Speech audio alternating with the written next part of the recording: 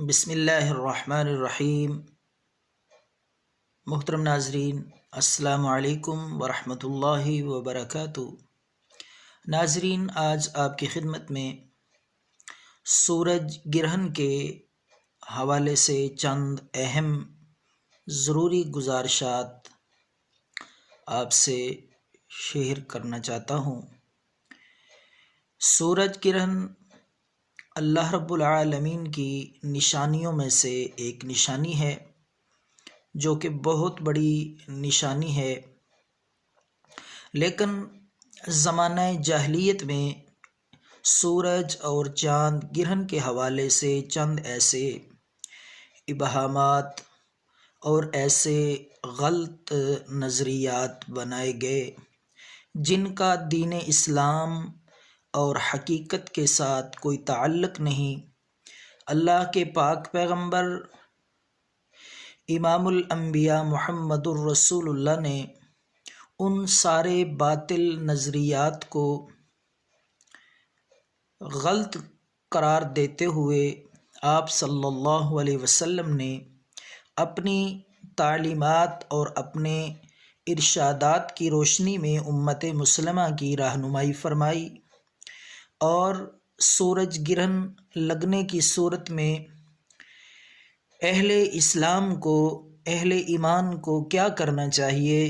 اللہ کے پاک پیغمبر نے اس کی بھی رہنمائی فرمائی۔ تو پہلی بات یہ ذہن نشین کر لینی چاہیے کہ سورج گرہن کا تعلق کسی کے مرنے، فوت ہونے یا پیدا ہونے کے ساتھ کوئی اس کا دور کا بھی واسطہ نہیں ہے۔ یہ اللہ رب العالمین کی طرف سے اہل ایمان کو ڈرانے کے لیے، جھنجھوڑنے کے لیے اور غفلت سے بیداری کے لیے اللہ رب العالمین یہ وقتاً فوقتاً اپنی نشانیاں ظاہر فرماتے رہتے ہیں اور دکھاتے رہتے ہیں۔ تو ان میں سورج گرہن ہو جائے تو اللہ سے ڈرنا چاہیے، اللہ سے توبہ استغفار کرنی چاہیے، اور صدقہ حسب توفیق جتنا ہو سکے اللہ کی رضا کے لیے صدقہ و خیرات کا اہتمام کرنا چاہیے۔ اور اس میں نماز کسوف کی آپ صلی اللہ علیہ وسلم نے تلقین فرمائی کہ جس دن سورج گرہن ہو اس دن جامع مسجد میں یا عیدگاہ میں اہل اسلام جمع ہو کر 2 رکعت نماز نفل ادا کریں، اللہ کو یاد کرنے کے لیے، اللہ سے اپنے گناہوں کی معافی مانگنے کے لیے۔ تو وہ نفل ادا کرنے کا طریقہ بھی میں آپ کو اس ویڈیو میں بتاؤں گا، آخر تک ویڈیو دیکھیں۔ تو ناظرین، جامع مسجد میں جمع ہو کر بغیر خطبے کے، جس طرح کہ عام طور پہ جمعے کے دن خطبہ ہوتا ہے، وہ خطبہ نہیں پڑھنا، خطبے کے بغیر عام نفل نماز کی طرح 2 رکعت نماز نفل ادا کرنے چاہیے باجماعت، جماعت کے ساتھ۔ اور اس میں بہتر یہ ہے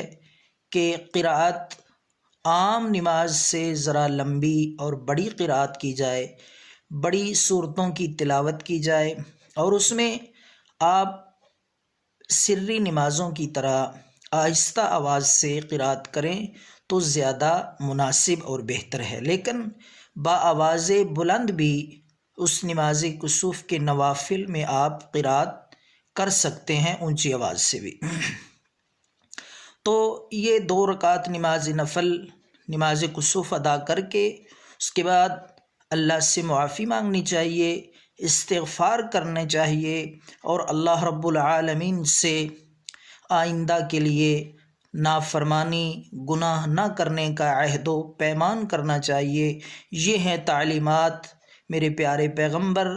امام الانبیاء محمد الرسول اللہ صلی اللہ علیہ وسلم کی۔ تو اہل اسلام سے گزارش ہے، جب بھی آپ دیکھیں کہ سورج کو گرہن ہو گیا ہے تو اس دن جمع ہو کر اکٹھے ہو کر مسجد میں، جامع مسجد میں یا اس جگہ پہ جہاں عید ادا کی جاتی ہے وہاں نفلوں کا اہتمام کریں، اور اپنے لیے بھی دعا و استغفار کریں، اور اپنے فوت شدہ والدین، عزیز و اقارب، ان کو بھی یاد کرتے ہوئے ان کے لیے بھی دعا کی جائے اور ایصال ثواب کا بھی اہتمام کیا جائے۔ تو یہ چند گزارشات تھیں جو میں نے آپ سے شیئر کی سورج گرہن کے حوالے سے۔ تو خود بھی نوافل کا اہتمام کریں اور دوسروں کو بھی ترغیب دیں۔ والسلام